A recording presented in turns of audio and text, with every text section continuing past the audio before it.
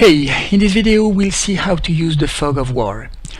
In YAG the dungeons are 3D, so we can't simply apply a dynamic texture like we would on a flat map.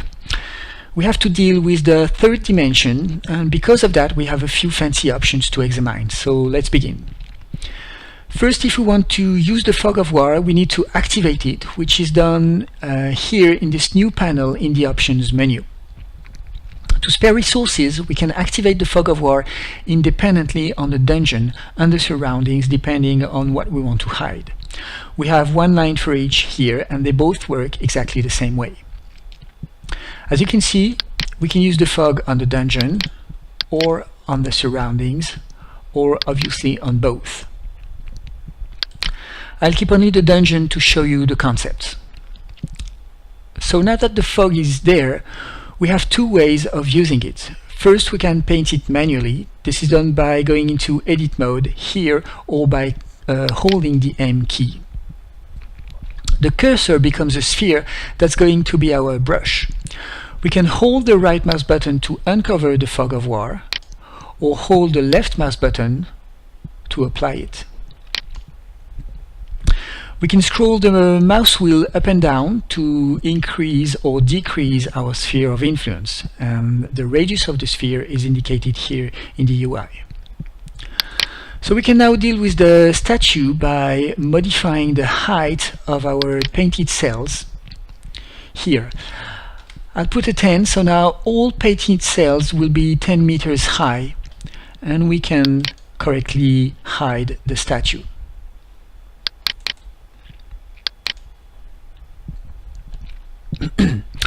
The second way to use the Fog of War is to have it automatically uncovered by the pawns. By default, pawns don't see the fog, but they have a new option here in the pawn panel that let them see through. So I'm going to activate the whole fog, and now the girl can walk into the unknown and automatically uncover the map.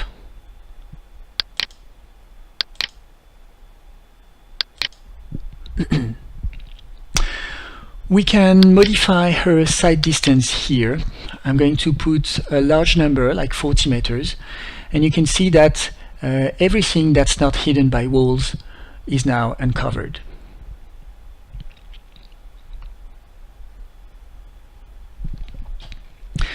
So let's come back to the default value and reset visibility.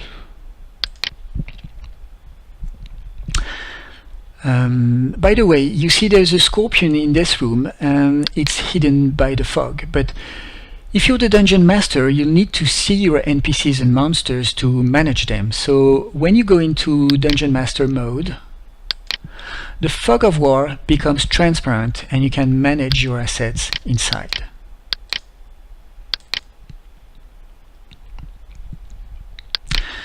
There's also an option here to choose the opacity of the Fog of War when you're the dungeon master, depending on your screen and your personal preferences.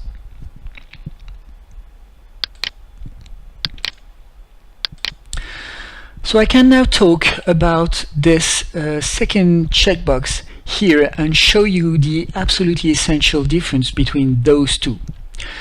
This one resets the whole Fog of War, which means it destroys it completely, while this one only resets its visibility.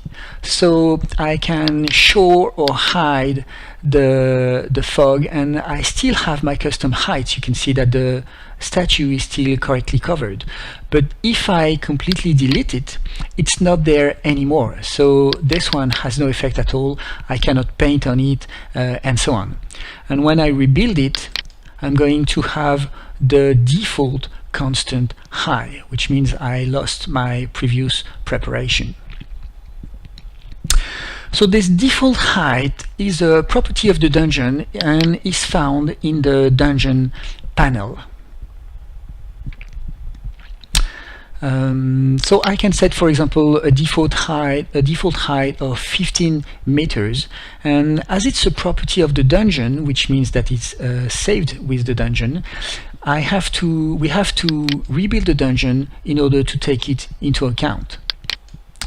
And now to see it on the fog of war, I have to completely rebuild the fog of war, and you can see that now all the cells of the fog of war have a height of 15 meters. Okay, the last option here is again a property of the dungeon, which means that it's saved with the dungeon and that it's found in the dungeon panel. This one lets you modify the density of cells for the fog of war and have a more precise and prettier fog of war. But it comes at a price, and this option is a very, very dangerous one. It can easily destroy performances and even crash the game if you're too greedy. So test it with extra care. With all that said, this numbers tells how smaller the fog of war cells will be compared to the dungeon cells. So by default, it's a 1-to-1 situation. If I put 2, the fog of war will be 2 times smaller, so there will be 4 times many more cells. Remember, we're dealing with a surface. So if I put a 3 here, there will be 9 fog cells per dungeon cell. I'll go into DM mode because it lets us see the cells more clearly. So if I put a 4 here, and I'm coming back to 6 here, I need to apply, and I'm going to have 16 fog of war cells per dungeon cell. So to see that, we're going to rebuild the dungeon, the fog of war completely. It will take a little more time because we now have many more cells to build. You can see that the result is much prettier. Okay, but again, it comes at a very high price. Personally, I don't find this very useful from a practical standpoint, given how high it costs.